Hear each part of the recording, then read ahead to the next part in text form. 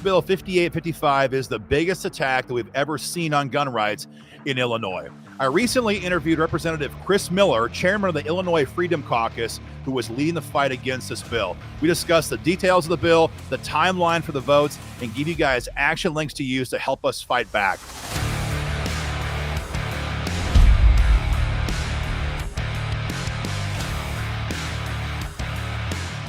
Well, good morning, guys. Aaron Dorr here with the American Firearms Association, talking today with the Illinois Freedom Caucus chairman, Representative Chris Miller, about the major gun control bill on its way in the process in Springfield. Thank you for your time so much, Chris. We appreciate you very much. Well, thank you, Aaron. It's great to be on here to talk about this issue. It's an extremely important issue here to the gun owners in Illinois, and we want to make sure that we do all that we can to defeat this radical bill that's brought forth by the extreme Democrats that we have here in the state. So we're talking about House Bill 5855, and this is kind of the biggest gun control omnibus bill that I think we've ever heard of in Illinois. Give our members and other gun folks some of the details about this monster, tyrannical gun control bill. Well, I think that, the short answer is it shreds the Constitution and totally violates the Second Amendment. But I mean, just some of the highlights or lowlights that we can talk about. It prohibits the manufacture, possession, delivery, and the purchase of assault weapons, which nobody's been able to define what an assault weapon is. Right. Maybe it's just a scary looking gun. It prohibits the sale of large capacity magazines, violates the sale and purchase, and prohibits all these things that talking about those capacities, and makes it a class 3 felony. It bans so-called rapid fire devices. Class 2 felony, prohibits anyone under 21 from possessing a FOID card, and the hits just keep going on. Expands the red flag gun confiscation and restricts youth hunting. I mean, it is very intrusive and vastly overreaching, just for a feel-good thing for Bob Morgan to try to impress the soccer moms in Cook and the Collier counties. Wow.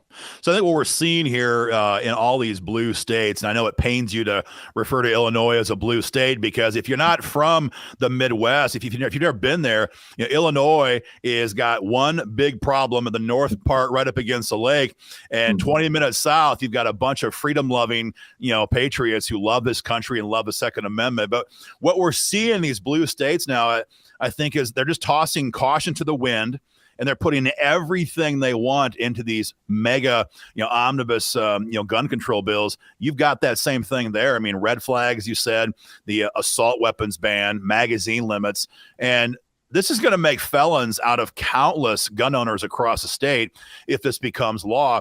I think there was a time when the Democrats were more cautious, but those days seem to be gone now. Now, I know that it used to be where we live.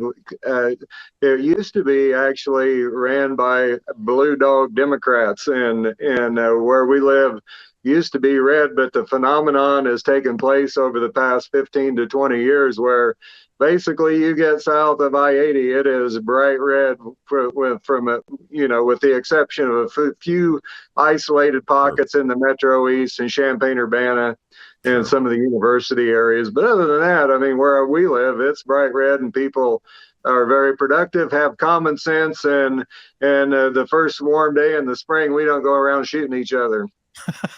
Yeah, they do in Chicago, but you don't do where you're living. That's what you're saying. No, where I live, it's cornbread and chicken.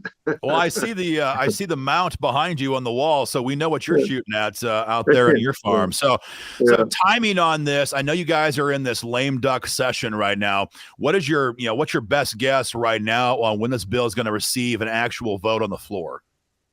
Well, if the Democrats are true to form, I actually don't think that we will ever vote on 58, 55. What their mode of, at least in the past, has been, it'll go to the Senate.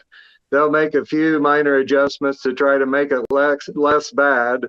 They will put a new number on the bill so all of the witness slips go away, and they'll send it back to the House under a new number with a few moderate adjustments to try to make it a little more palatable, which, I kind of look at it as, okay, you've got a glass of water and you put one drop of sewage in it.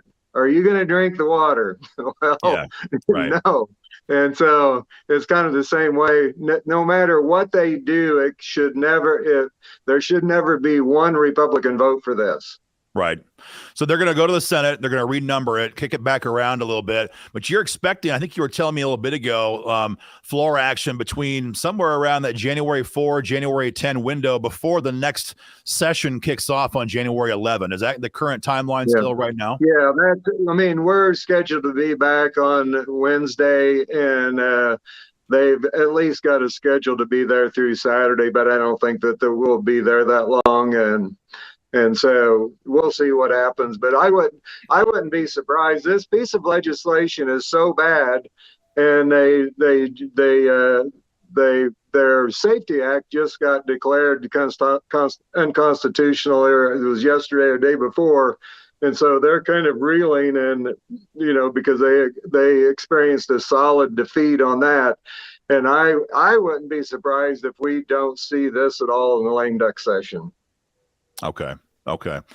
All right. So you're one of the. Yeah, so you're one of the leading gun rights allies right now in the House. You're also the chair of the Freedom Caucus in Illinois. Tell me about what the Freedom Caucus is doing right now in Illinois and how you guys are working on with your resources to shut this bill down as best you can.